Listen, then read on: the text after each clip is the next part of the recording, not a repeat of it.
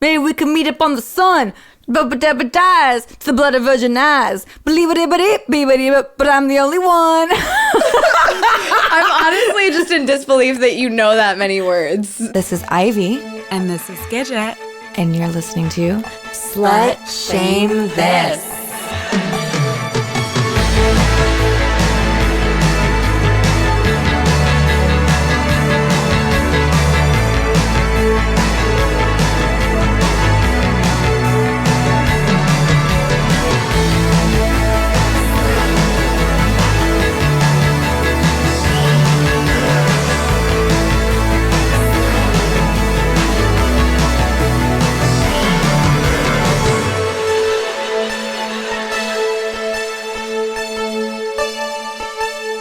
All right, guys, welcome to the show. Today I am without Gidget, unfortunately. I am hosting solo, but I have a very special guest, acclaimed porn performer and now director, Lena Paul. And she is here to discuss sexual boundaries with us today. Hi, Ivy. Hi, Lena. I'm really happy to have you on. I'm so happy to be here. For those who aren't aware of who Lena is, who have been living under a rock, Lena Paul is one of my best friends, one of my favorite people, and she's also a mega performer and director in the adult industry. She makes a lot of good pornos behind the camera and in front of the camera. Am I missing anything? That was such a good intro. I feel so hyped up right now. Do you feel gassed? I am so gassed right now. Oh my goodness. Welcome to Slut Shame This. It is so good to be here. So I've listened to the first several episodes. I know that you're like deep into recording now. Yeah, we're recording episode 9 right now? It's actually episode 12. What? 12. What? You've recorded. You're in double digits. Oh, I'm proud of us. You should be. I'm proud of you. That's oh so my cool. gosh. I'm so excited. And 12 is my favorite number. It's the day I was born on, so I'm happy I was on the That's 12th so cool. episode. So, Lena, what's going on with you? Do you have anything that you want to share with our audience today? Anything I want to share? So I just wrapped just 2-3 days ago on my third movie. Congratulations. Directing. I mean, yes. Not her third movie performing. No, oh my God. Your third movie performing was like 3 days into your career. Literally. Oh my God. I just had to sit down and do the pre-noms for XBiz and AVN Awards season this week. So I was on IAFD and I've already passed, I think, 340 movies. Okay, can you just rewind? Because no one knows what you're talking about right now. Oh, okay. oh. AVN and XBiz prenoms. So basically, Right, so much. Oh, I just spat out so much lingo in such a short I was span like, of time. whoa, no one's gonna know. Slow down. Okay. Yeah. Okay, so right now is nomination season for adult movies. So everyone is basically, if you're in the industry, you can pre-nominate yourself for your work that you're the most proud of.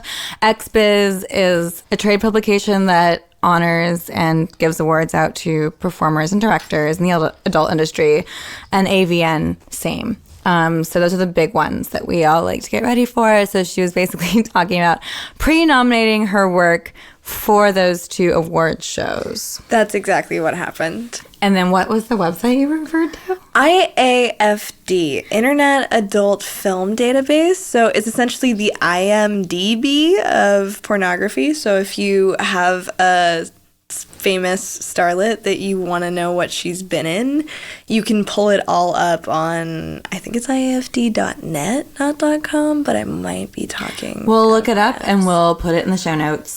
How about them apples? All right. So, yeah, I don't know. I feel like you and I kind of are like known on the internet too for being a cute, shipped lesbian couple.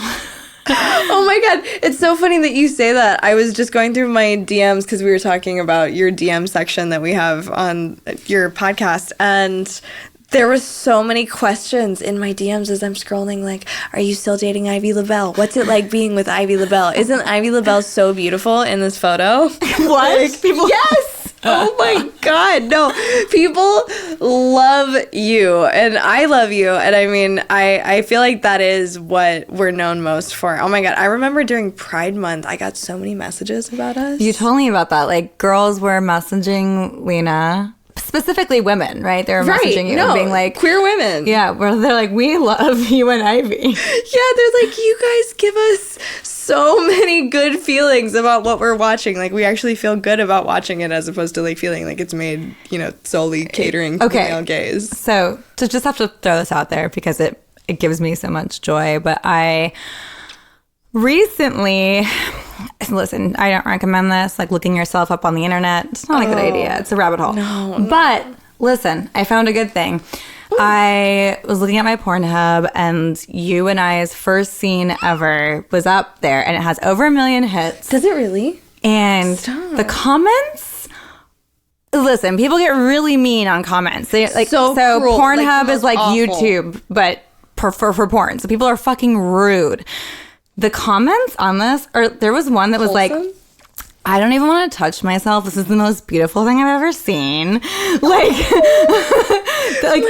there was someone that was like, this isn't porn. This is art.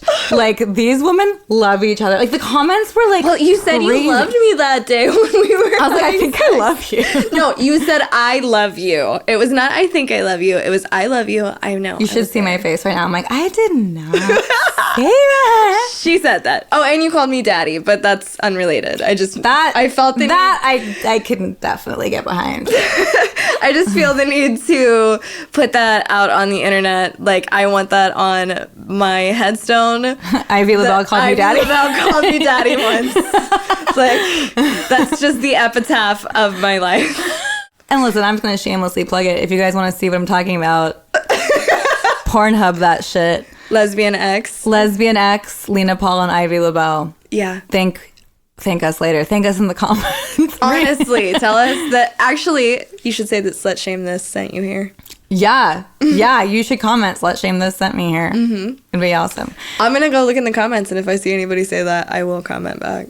I'll send whoever does that a nude. How about them apples? Ooh! So, speaking of sending nudes, let's talk about some sexual boundaries. Oh, that was a slick ass segue. Can we pause for a minute? Shit, I show up on episode 12 and like you've already got this down pat. It's almost like I've been doing this for 12 episodes.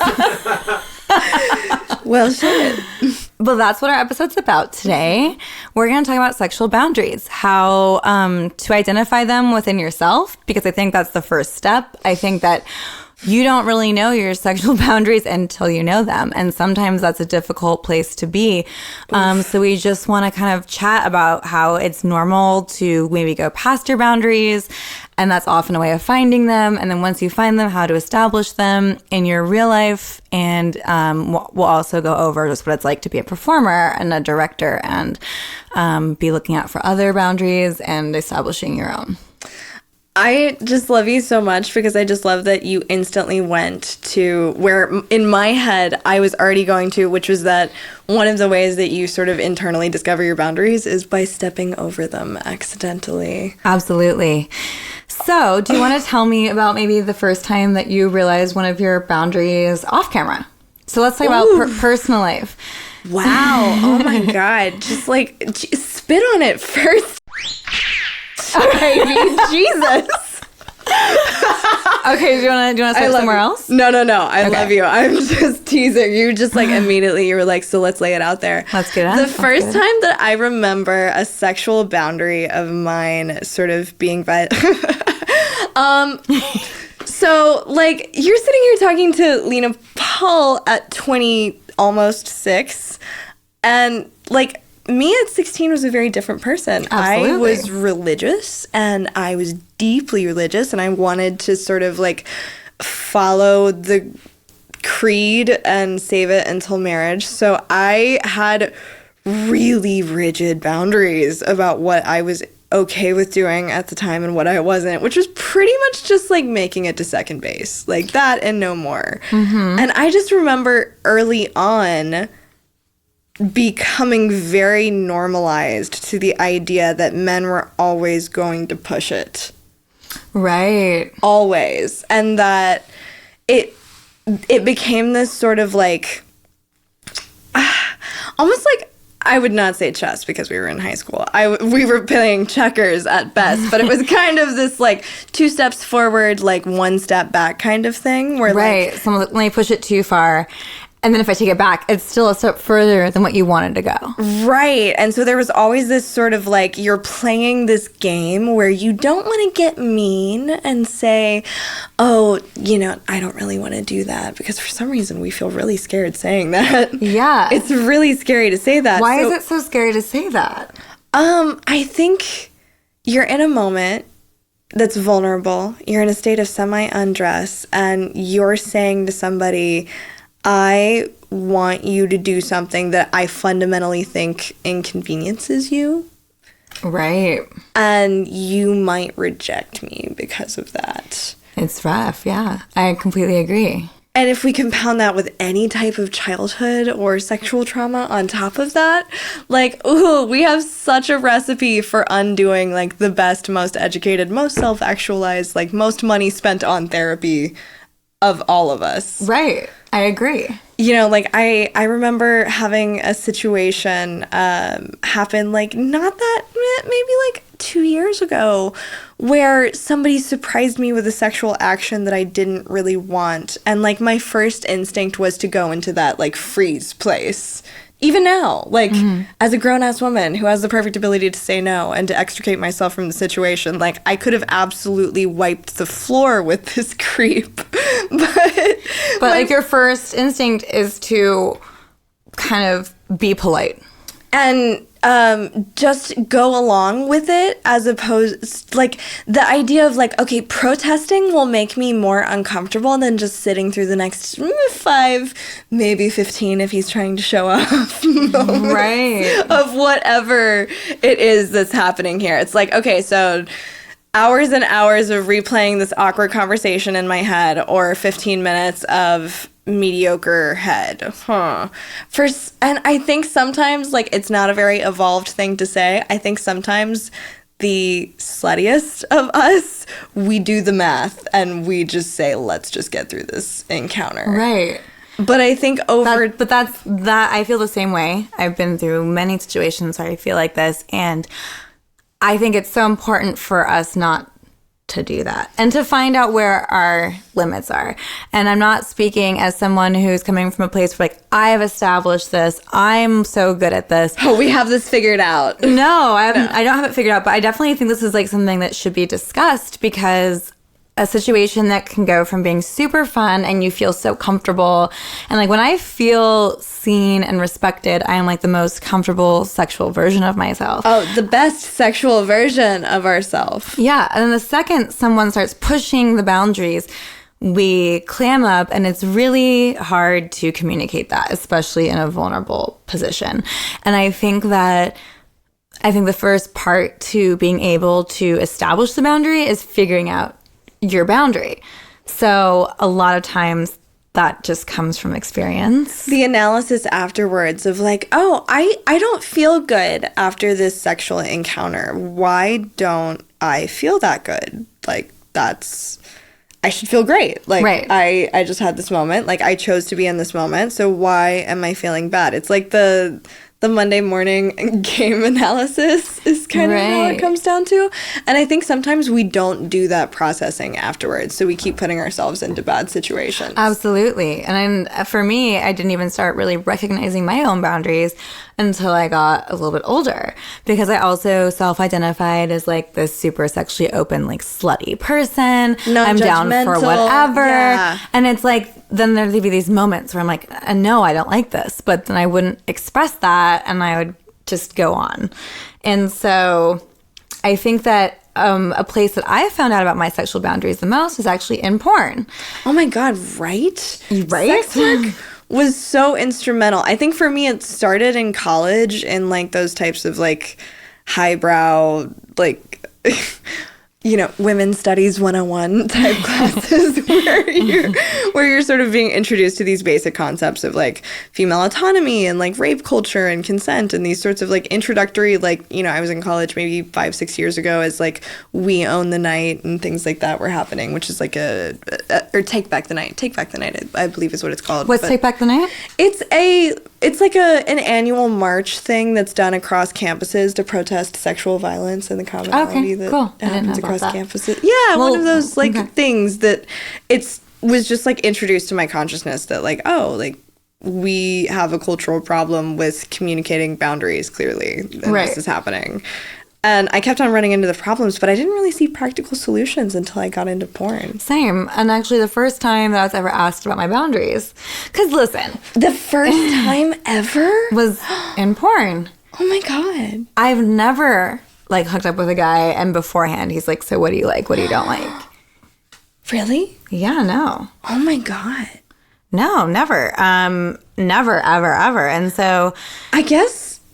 What about for you? Think about it. Okay, there's been a few standout instances, but I will say they were all into BDSM. The guys that asked that were all... Which is a little bit different. It's a lifestyle, so people do think about it more than like the casual hookup. They're not like... Not that like there's anything atypical about being BDSM. There's plenty of people there, but not everybody is BDSM. And I would definitely say that most of the like average like Joe from accounting that I've gone out with has never asked me. No, and I've also never asked. So I'm not going to act like I'm some like...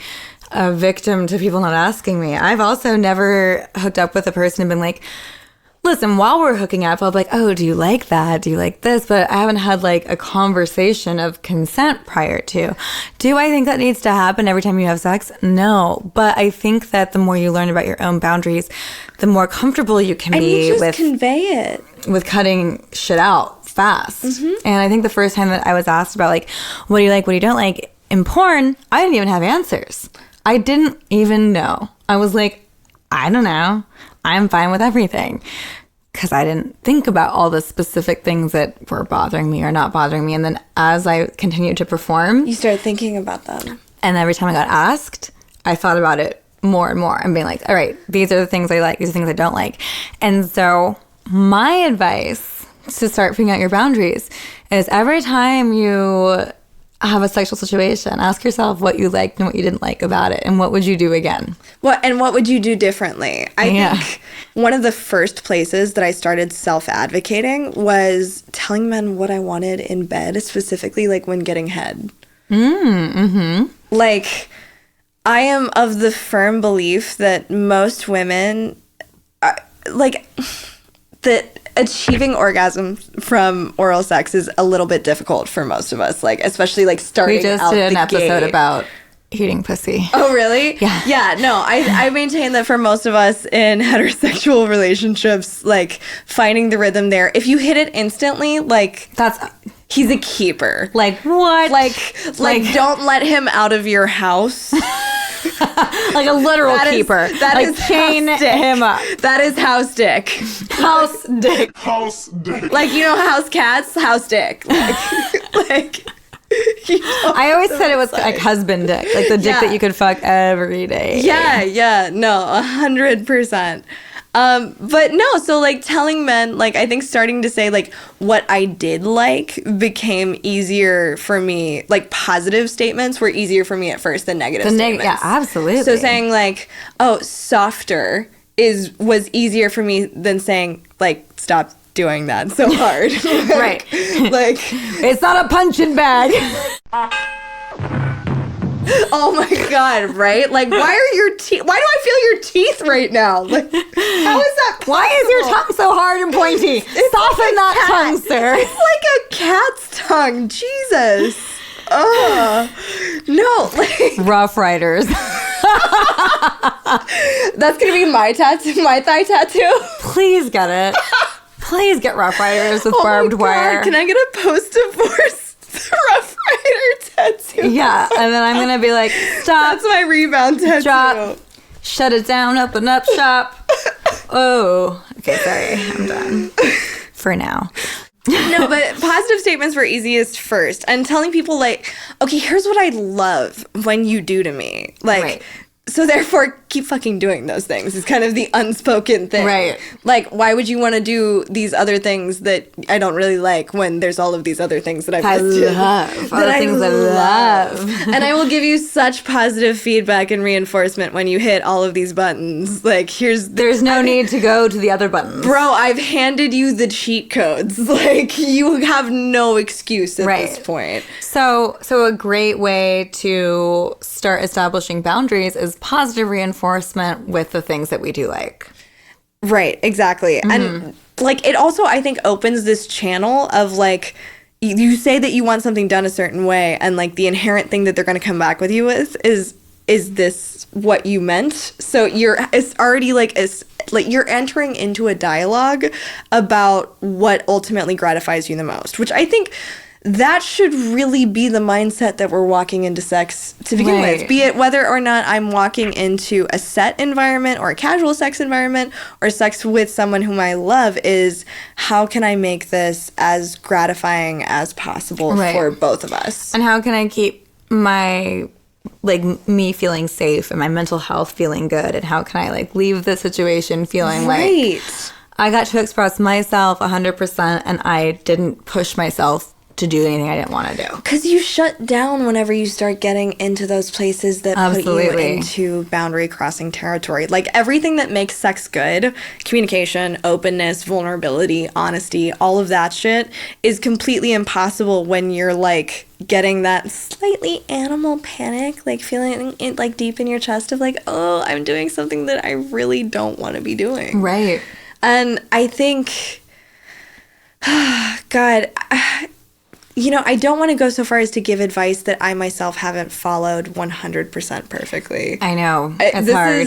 This is the tough one. But I can say, like, I think I learned a lot stepping outside of the dynamic and watching it as a third-party participant in sex. Well, that's what I was going to ask. So I wanted to get your views about being a person, because you are a person, and a performer, and also as a director, because I think that there is so many different perspectives that you can get on consent and boundaries, and we obviously know how gray it is when in your personal life. You know, it's not black and white. There's, like, many shades. It's grayer in the office, I feel, when it goes wrong. I feel like it's even grayer.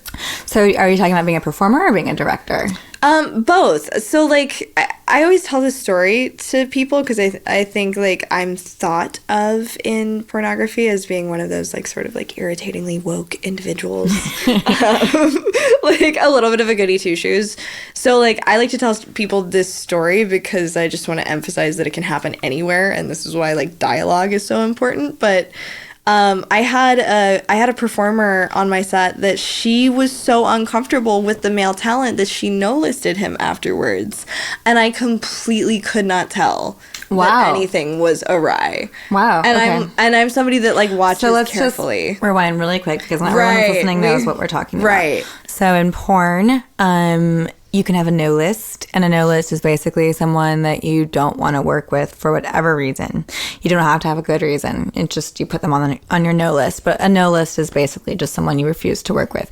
And usually it is because you had an unpleasant experience with them, but oftentimes it can be for whatever. But that is a no list. So this female performer worked with a male performer on Lena's set. Lena was the director, and she no listed the male talent, but from what Lena could see, there was no sign of this woman not having a good time. Right, exactly. And, like, this wasn't a situation where she went on Twitter or she told me anything or anything like that. Her agent told me after the fact. And I was like, oh, really? Like, whoa. Mm-hmm. So it kind of, like, blew my mind. And it you know, like, sometimes things happen and then you, like, start to obsess about them a little bit. All the time. Yeah, Gemini over here. You just start replaying it over and over in your head. And I'm just like, okay, I really don't think that this was one of those histrionic things. Like, I think she genuinely had an unpleasant encounter.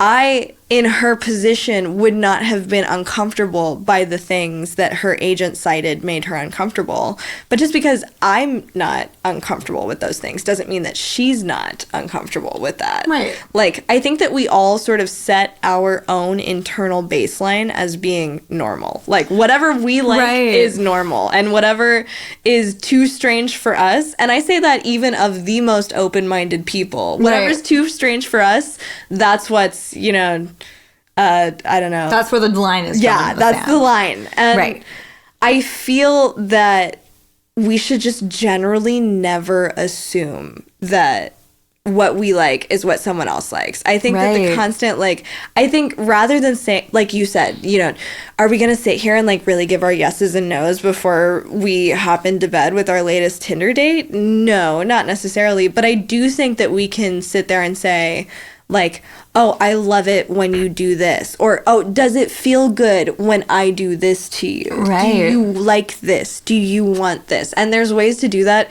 that feel sexy and natural and that make your partner feel like you're being attentive to them without it being, like, I feel like the reason that a lot of people sort of sidestep these conversations is because they feel awkward.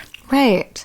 But it's like we're about to put our genitals together. That is like as intimate as it gets, and we can't have a conversation first. Right. It's at that point that I think that should be like a baseline litmus of like, should I really be fucking this person if I feel like I can't actually have this conversation? And I'm saying this all as someone who has not lived by this. So I don't want you guys to think that I'm preaching. I am trying to teach myself these exact things I'm going over because they're a huge thing for me.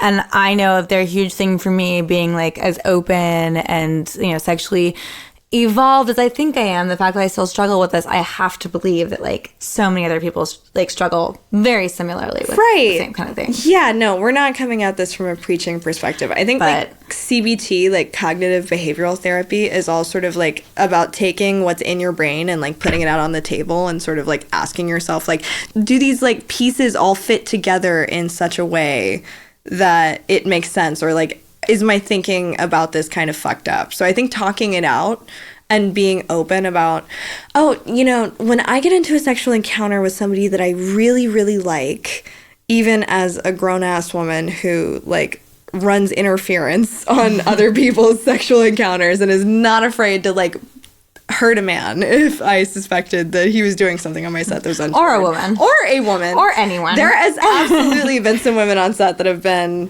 more problematic than some of the men that I've seen, I should say. But I still, if I'm in a situation on a date with somebody that I really, really like, and they do something like, say, they want anal, and I'm just really not feeling it that night, I'm still going to have that moment of like... How do I tell them I don't want to get fucked in the ass right now? Right. Yeah, no, but I feel the same way. Like, dude, it is a Tuesday, and I just want to finish watching this episode on Netflix. Right. And I just need for you to use my vagina because she requires no prep work. Like, please.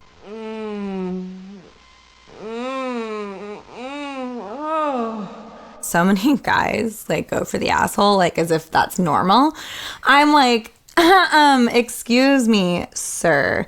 This is not like a no holds barred thrill ride, even though it's Thrillsville.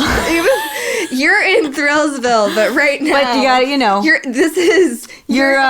gotta learn how to walk. This is off season. It's off season right now. We are not during peak park hours. I'm sorry. Nailed it. Nailed it. No, but seriously, I'm like, if I was not a porn girl, would you be trying to shove your thumb up my ass right now? Yes. No, I can say that from definitive experience. Men have been diving for my butthole since I was like 18. Okay, same. I don't really like that. If I don't know you that well, don't try to touch my butt. Yeah, okay, butthole is definitely like... Shit, I'm saying this as like the thought pops into my head that I did anal with my ex-husband on the first date, first night, first 2 hours of knowing each other. But hell yeah. Generally, but you wanted to. I did want to. But generally speaking, like the first time that anal is initiated, I feel like it needs to be a pre-discussed thing. I mean, it's not even about that, but I just, again, it's one of those things where, like, we're talking about how to establish boundaries. So that's different because we're talking about, like, how to learn how to tell the person to not go there. But as, like, a general rule of thumb, I just went there. Don't just shove your thumb in girls' assholes. Feel it out first. Do a little press. I'm, like, pressing on your arm. Right. Like, press on it. You know, like, play with it. Like, I don't understand this whole, like, going for things 100% without getting consent.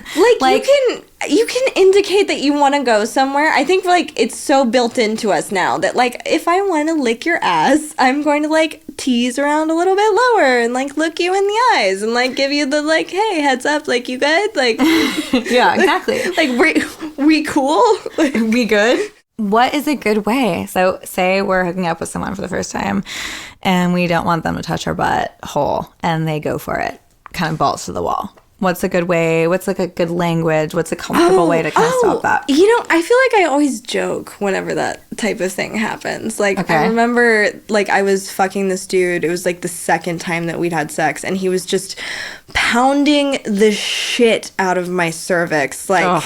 Like good old cervix puncher. Like, I was feeling my sciatic nerve, like, starting to give me, like, pins and needles down my leg. Oh, no, that's how bad. Oh, yeah, I've had that. One of those. Mm-hmm. Yeah, no, I was not having it. And I just look at him and I start laughing and I'm just like, dude, you're beating my cervix like it owes you money. Oh my God, he must have felt so stupid. He's probably, like, in his head, like, I'm taking her all the way. All the way, and you're like, no. And I kiss him. I kissed him immediately. I'm like, I'm playing, but, like, my cervix is tapping out, man. It'll give you whatever you want. Just leave it alone. Okay. Oh my God. Okay, sorry. Just the analogy was snatching this really sad cervix. Be like, take my money. I'm dead. I feel like that was, like, one of those things that, like, you just start getting comfortable with. The first step is getting comfortable with the conversation itself. Just talking about what you like leads to talking to what you don't like, which gives you, like, you can, like, dip into this pool by inches. Like, it's totally fine to go there. But then, like, if you're in the moment and you don't want it, like, joking is one thing that I've done. Simply just, like, looking at them and saying, like, I would so much rather blah, blah. Like, I think at times just saying I don't want to do this is so hard. Right. So I think giving this is what I would like to be doing instead is, like, a nice way to sort of, like, segue that. Or I come really hard with blah, blah, blah. I've also just simply used my hands, you know? Oh, the Heisman is my move. What's the Heisman? Oh, in, like, football is, like, whenever you're, like, pressing in front. I don't do sports like ball. Clearing. I don't do sports ball. Yeah, no. No, 100%. The taps, the squeezes, that's... Or even just, like, you know, like, I've had guys, like, go for my ass, and I'll just literally just grab their hand and just move it back to the pussy. Yeah. Like, let's stay there for now. I feel like that's step If I take one. your hand and put it on my butthole, that's a green light. But if I just take it and move it away, then... Right. No, 100%. Yeah. So, and, like, obviously not everyone can, like, read cues as well as others. So even just something as simple as grabbing someone's hand and moving it is more than a cue. And just a note, to be clear, the boundaries issue that we're talking about today is specifically talking about consensual sex that gets to a point where there might be a boundary crossing. So we're talking about you really want to fuck this person and it just gets to a weird point. We're not really trying to address coercive sex of any nature or anything that can be beyond that, because we just don't feel like we have the authority to touch on heavy subjects, even though we can probably relate, most definitely relate. I just don't feel personally like I want to give advice on that. This is about consensual sex that can get into an awkward situation. And if you yourself are feeling like you might need to reach out and talk to someone who's trained in the matters of coercive sex or anything beyond that point that you want to confide in or seek help in, we will provide some links for some help that you guys can find. So, yeah. I'm not directed in the industry. I've only been a performer, so... You'd be so good at it. You'd Thank be you. so fucking good at it. It'll happen one day.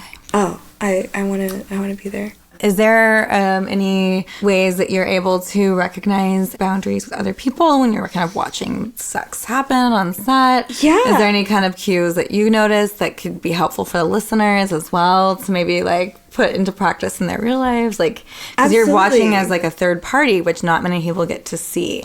Yeah, no, I think... Like a neutral third party. Dude, I gotta be entirely honest with you. Discomfort in sex can look like absolutely nothing is wrong. Right. That's the biggest thing that has been so drawn. Like I'm so astonished at how well people are able to consciously or unconsciously mask discomfort. You know, be it as simple as we're in the middle of the scene and they're going really hard and it's really convincing and she calls cut and she's like, oh my God, I'm dying. This hurts so bad. I have to change position. I'm like, holy fuck. I had no clue you made that look effortless. Right. Like, it can be as simple as that. Discomfort can often read as just, like, quiet. I think it's a lack of enthusiasm. I think it's not, you know, we all talk about enthusiastic consent, and I feel like that's really, like, the place that I want things to feel. Like, I want to feel like the people that I'm having sex with and the people that are having sex with me are excited to be here. That this is a mutually exciting thing. Right. And if it isn't, then I'm watching much more carefully. I feel like if I don't see the fire, if I don't see them, you know, like, not just fucking in between takes, because that doesn't necessarily indicate that you're I having a good actually time. don't do that. I You don't don't- really fuck in between takes. You don't? Not really. Oh, I fuck in between takes. What does that mean? The social politics of fucking between takes is it's a divisive topic in porn. Fucking between takes as in, like, So- they're redoing the lights? Yeah, so, like, say you're rolling through sex scenes. Obviously, the final product that you guys listening see is not how it actually happens. Typically, like, we don't just have sex for 27 minutes. What? No, do you see the final edits? They cut out so much. I really try to keep it going. Yeah. The less cuts, the better. The less cuts, the better. But it doesn't always happen that No, way. no, it's true. And what I'm also saying is, like, we'll fuck for 35 minutes, but they'll cut it down and edit it down to, like, 27 minutes. So they don't necessarily see the final product. But in these cuts, like, these breaks that we're taking, like, say, a light fell over, or they had a battery that needs to be swapped out on the camera, Right. or the card's full, or something like that. You know, there's the question of, do we stay in the moment and keep having sex, or do I hop off and drink some water and text and wait for the director to come back in? Because sometimes those cuts can be a little long. Right. Sometimes we can be sitting around waiting for them to come back in for a hot minute. I'm not a fuck in between takes person. If I like you, if I'm feeling it, then yes. Sure, if I'm feeling it, my vagina also has a bandwidth of how much it wants and can enjoy. And honestly, if it's going to be a 35-minute scene and we're cutting and all this stuff, like, I'm getting sore, I don't care how into you I am. At some point, I'm going to be like, all right, can we save this for the part that we're getting paid for? I feel you. I definitely feel you. There's definitely some dicks that are like that. Or, like you said, it might be that I like you, but I'm just tired. And I'm trying to save I think my I've hit energy. that point in my career where I'm like, there's people that I'm on set with that I'm like, I love fucking you. But right now, when between takes, I'm going to drink the water. And Right? And breathe. if I want to fuck you for funsies, I'll do that on my own time. Right. I'm trying to go home. Yeah. It's like, My it's cat like, is waiting for me. it's like that now, where I'm just like, this pussy has like a time limit. And if you continue pounding it in the off moments, I have nothing left to give for the moments that matter. So. Oh my god, I love when I break my butthole before we even start rolling. That's my favorite. Oh, you mean get it ready? Yeah, exactly. My butthole doesn't even start enjoying sex till like about 10 minutes in. And so I love a good little warm up. Yeah, we love a warm up. We stan a warm up. Yeah. Oof. And by warm up, we mean we show up to set and we've prepped our butts for anal, as we discussed in episode 1. And My fave episodes. it's a really was a great banger. start. This is the thing, is when a guy puts his dick in your ass, on camera, you don't want to look like, ooh, ow, you know, you don't want to like get away from it. You want to like be into it. So the guy will put it in off camera for a little bit to get you warmed up. So then when it happens on camera, it looks like you're like, just... oh, this is amazing. Whereas like in real life, when you go fuck your girlfriend, it's going to be like, oh, hold it there. 5 seconds longer. Like, just stay still. Stay still. No, stop thrusting. I told you not yet. Why did you put it all the way in? That's all the shit they're not seeing on camera. Like, that's the shit that we're doing off camera. No, or it's my internal monologue as they're like trying to like help you warm up. I'm like, oh, your idea of warming it up is just sticking it all the way into the base. Okay, great. Nah. The scene is gonna be great. Mine is always... Ooh, I do that. That's my leg. I still remember that because I flipped your butt the first time. It's like, ooh, okay. Stop, that is Every ass ever fucked my ass now is gonna... They're gonna die inside when they hear that because they're gonna be like, I've been there. I've heard that sound. All the dudes listening that fucked your butthole are like, oh yeah. Oh, okay. I'm done. I can't wait for this podcast to come out so I can isolate that one noise and make it your ringtone when you text me. Oh my god, I'm so happy.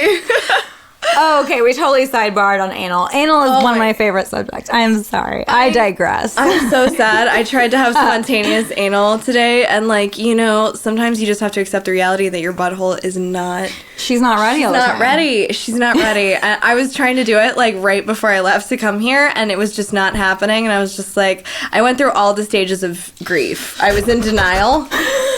There was denial. There was like, no, keep going. Bargaining. There's bargaining. No, there was bargaining. I was like, well, don't put it all the way in. It will be fine. Yeah. And then there was finally acceptance of like, fuck, no, I need to go. Triple sidebar. Remember that time? Airside's doing a podcast. Triple sidebar. Sidebars on sidebars on sidebars. Sidebar squared. Remember that? Every time we had that really hot threesome, and with spontaneous anal, and he went to put it in my butt, and it was like, I was like, oh, at first. Oh my god! That was the last time I heard that noise. Yeah, exactly. And I looked at you guys both, and I was like, you know, sometimes it just needs to get worked in a little. And then I put the Hitachi on my clit, and then I came within 30 seconds. Like 30 fucking seconds. We all laughed about it. It was amazing. But I had that moment where I was like, whoa, bro, you can't just put it all the way in there. You did the Heisman. You did. You were like, no, there and no further, sir. You hold your horses. Exactly. You cool your jets. Exactly. He, for the record, he was super cute. He was like, oh. Yeah. Oops. But that was like... He got excited. He got excited. It's okay. It happens to the best of us. Okay, and like also just like if you're trying to suppress discomfort and expression of discomfort in sex, just fucking don't. Like, if it hurts, I don't know why I get into this like ego bullshit of like, I'm a big girl, I can take it, blah blah. No, just like tell them to readjust, or that they're gonna have to play with it longer if they're gonna fit a fucking Coke can inside of you, or whatever it is that's like not working. Okay, not a literal Coke can. Hey, we're not kink shaming. No kink shaming. Listen, whatever floats your boat, but I think you were talking about just a big fat penis. Yeah, no, sometimes these dudes with the biggest dicks are doing like the least work. The least work to warm it up. I'm like, I need the most warming up possible, and you're giving me like nothing here. Nothing. So Lena, as someone who's experienced it firsthand and also is a third party, which not many people get to experience, can you tell me about how a situation regarding boundaries has gone wrong in your life, as far as maybe like witnessing it as a director or as a performer even, but just as a time where you felt like the boundaries weren't communicated and the consensual parties left not feeling great? Right.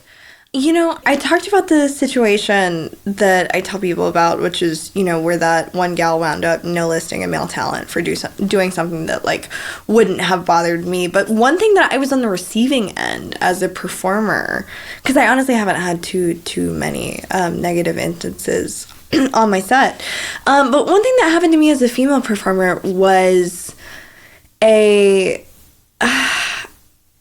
I feel like there's just something inherent to, like, when you start making assumptions, like, you're just, like, destined to be upset about something. But I got a request for a website that's, like, glam gonzo, like, super soft, super pretty, whatever, when I was brand new in porn. And just sidebar, gonzo is a style of porn that is not scripted. It is usually it entails like a tease or the woman's getting sexy, and then their partner comes on and they just have sex. Exactly. And I was super excited to shoot for this website because I thought they shot super pretty stuff. It was stuff that I had masturbated to as a civilian. I was really into it. And I get there and the director's like, oh yeah, so did your agent have a talk with you about what we're doing today? And I got this weird feeling in my stomach. I'm like, why do we need to talk about what I'm doing today? Aren't we doing today what we do on all the other days that end in Y? Like, right. No, what? Okay, well, they want us to, quote, push compliance on this one. And compliance... What does that mean? Yeah. Okay. So compliance, if a video... Okay, so all videos that are produced by the major porn companies go to, like, a legal vetting system. Okay. And if you are in compliance with local and national ordinances, then they're released. And if they're out of compliance with local and national ordinances, then they're not released. So to push compliance is to essentially push the legal boundaries of what can be shown.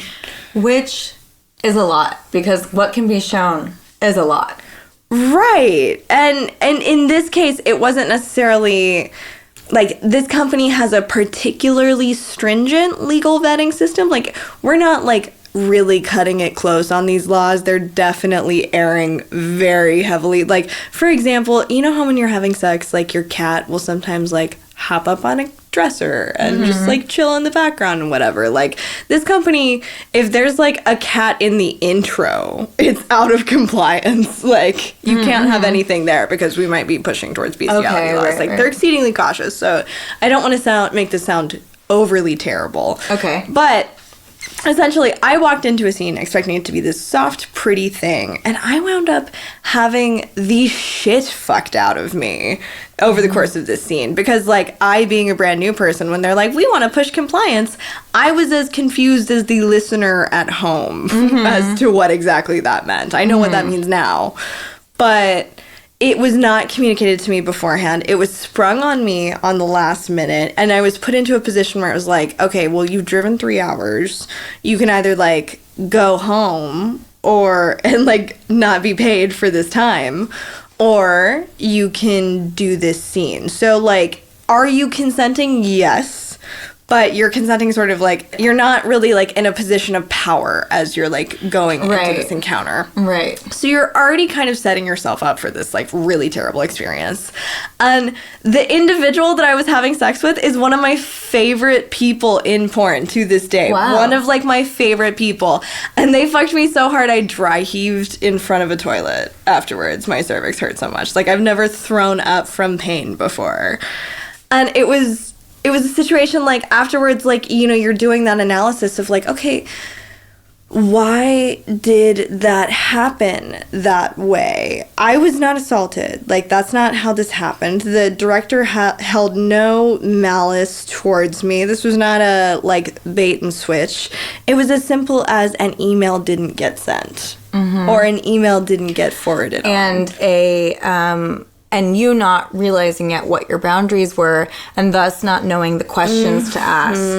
Exactly. And not knowing what you needed to state for your own comfort. And I think, like, in a more broad spectrum, yes, this was a scene, but this could be real life anytime. Exactly. So, like, it was one of those moments that, like, even after the fact, I wasn't even, like, you know, of course I had negative feelings. Like, I definitely went home and had a little cry afterwards. Yeah. But I I had this feeling afterwards of like, okay, like this was kind of like a learning experience. Right. I had a very similar thing. Yeah, I hate to sort of like make that sound terrible, but it was one of those moments where I was like, okay, I feel like this was really something that I could learn from in a broader sense of like when you walk in, how easy it is.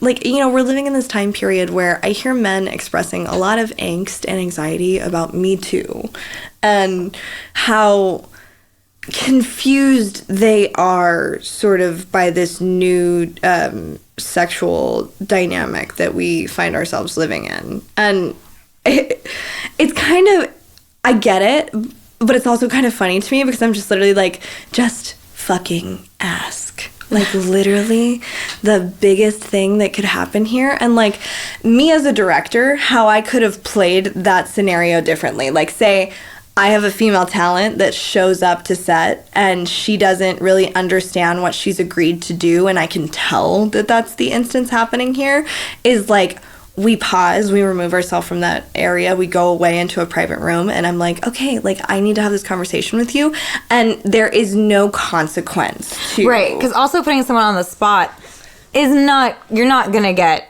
their honest response. But if you take them aside and talk to them privately, you're going to get more honesty because they're not going to feel like, well, if I say no, I'm fucking everyone's day up. It's like, this person cares just a little bit about how I feel. So, like, I think the biggest thing that I can say is that I feel like this is something that we do. We establish consent kind of like by paying it forward. So, like, I, even as a woman, am extremely conscious of asking and not assuming that what I'm doing and what I'm asking talent to do is something that they're comfortable with. Even if it's something that seems very... par for the course. Right, right. Because I recognize that my goalposts move on what's par for the course a little bit farther every year. Right, and of course. What used to be normal to me is now passé. What used to be extreme to me is now normal. Right, same. Like, all of these things change, and I have no clue where you are on that path, so I make no assumptions. And I'm always asking, like,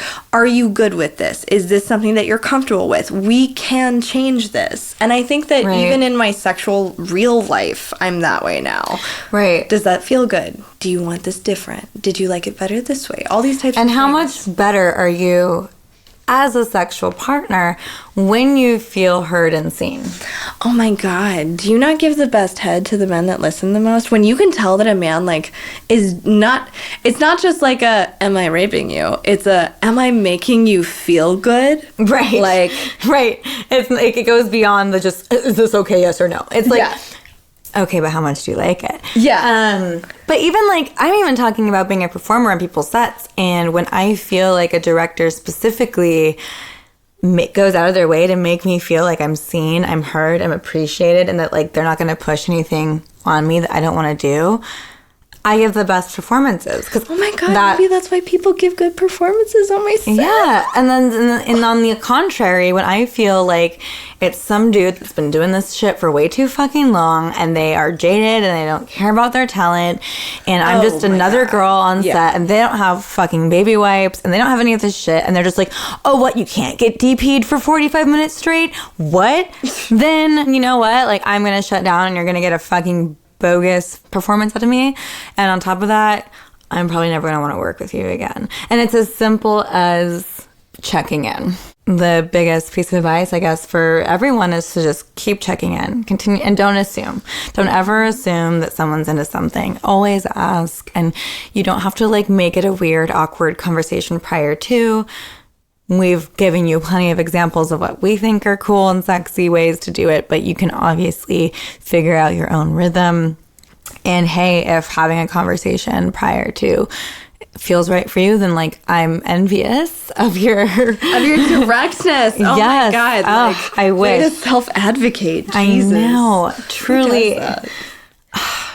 Queens and kings. I know. Like, I'm so envious of these people. But you know, we're all here together. We're all like exploring our sexuality. Works in progress. We're all works in progress. And this episode, I think, was really great, and it was very impromptu. But I'm so happy you came on and we're able to talk about these really important aspects of owning our sexuality, because the whole point of this podcast is just to help people feel like they can own their sexuality. And this is another way that we have to do so. This was so fun and like no bullshit. Like I felt like I wasn't really required to give like the polite answer. We here. don't want that here. No, this felt really good. Thank you so much for having me. This was a lot of fun. I'm glad I got to be on it. Lena Paul. I love that. All right, so now is the DM section, our DMs of the week. We have been starting to outsource our DMs. We want your guys' DMs.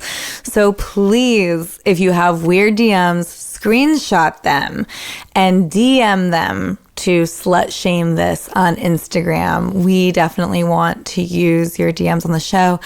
You can specify if you want them posted anonymously or if you want a shout out. But we want to hear from you guys. Speaking of, we have Lena Paul here, so we want some Lena Paul DMs. Some Lena Paul DMs. Okay, so I'm trying to find this thread in my email, but this guy has essentially been having a come down from meth in my email inbox for the last like 4 days. I'm getting like 38 emails an hour from this dude. And what makes you think he's on meth? Everything about the meth. Like it's like every single fucking thing. Like he thinks that me and Noelle Easton, another porn performer, are his moms, his lesbian moms. Oh. And he thinks that we are ignoring him because he's going through this breakdown. And he's sending me these DMs talking about like how his dogs are Jesus. Okay, can you find these? Yeah, I need to find these. They're like, if my assistant cleared these out, I'm gonna cry. She's probably gonna be like, oh my god, she doesn't want this filth in her email inbox. I'm like, I only want this kind of filth in my email inbox. Like, don't give me your dick pics. Give me your like your psychosis. Your 900 word emails about nothing. It's like word salad. It's not. There's like, I can't even describe it to you because it doesn't make any sense. I love word salad. Like, we had that song that someone wrote in my DMs earlier. Do you have that? Yes, hold on. I'm pulling it back up. Oh, could I be your muff munchkin just for a day? What's a muff munchkin? I don't know. I'm scrolling to try and find the other one. He's imagining you like a giantess. Oh. That's like such a fetish. Oh, what do you do when you get sad? Oh my god. Bro, you're digging too deep. Are you and Ivy LaBelle still dating? Tyler Z, I'm on her couch right now. Are we gonna have sex? I want you to take my virginity and I want to come inside your pussy a lot. Oh my god, and he sent me this exact same message. How many times? He's been sending it to me since April. 1, 2, 3, 4, 5, 6, 7, 8 times. Wow. Wow. I feel like this is one of those things where he like painstakingly translated this while fucking off in English class. Right. And this has just been like the one message that he sends out to the world, like, hello, I know how to speak English. Hello, I want to come in your pussy a lot. That's what he wants to say. Yeah, you know. A lot. Yeah. I feel like that's the thing that he has to say. I don't know. If you could say one thing and that was the only thing that you could communicate to people, I feel like it would be something sexual. No. No? I'd be like, I hope you have a blessed day. I hope you have a blessed day. I have a good one. Give me one. This is from a fellow porn performer. I posted about wanting to get some DMs, and so she said, I heard you were looking for some DMs. Here's one. You have to listen to me. You dreamed about me. I don't know what this means, but I know that I have found my love, and it's you. Now you are my love, life, air, water. Tell me what city you live in. I will come tomorrow. Oh my god. Amazing. Wait, wow. what? Oh, I found it. Okay. Rewind. This is from One Nut Goku. Which is just like my favorite name ever. I'm a buff baby who can dance like a man. I can shake a my fanny. I can shake a my can. Parentheses.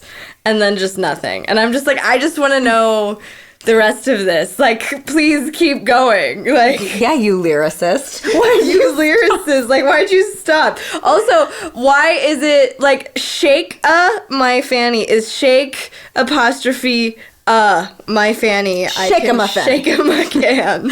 I can shake him a fanny. I can shake him a can. What does this mean? Oh my god. No, I can't. I can't with this. All right, guys. Well, shake him a fanny all the way home with that one. And now we're going to go into reviews. If you guys rate and review us, it helps us so much. It will help continue the success and our ability to create this podcast for you guys. So if you are subscribing to us or not on Apple or iTunes, please do subscribe if you are. And then if you are, rate us 5 stars and write a review. It helps us so much. And we love reading your reviews. So on that note, this is from Yepes13666. Subject, entertaining. Meet, very good podcast. Yepes, thank you! Woo! Yes, we love a wordy podcast. I love a man Review. who's well-spoken. I love a man of few words. Yeah. Very good podcast. Thank you. I feel like it's a very good podcast too. We agree. And if you feel like it's a very good podcast, please rate and review and subscribe. I'm going to review my own episode. Review the whole damn thing, butt munch. I already did. Get out of here! She just showed me an old screenshot of something funny. Anyway, please rate, review, and subscribe to Slut Shame This. Tell your friends about us. Post about us. Love us. And till next time, thank you. Thanks, gang. It's been fun. Why did you sound 12 when you said that? Really? I sounded 12. Thanks, gang. Thanks, gang. It's been fun. Skirt. Skirt. now who's 12? Me. You. Okay. Bye. Bye.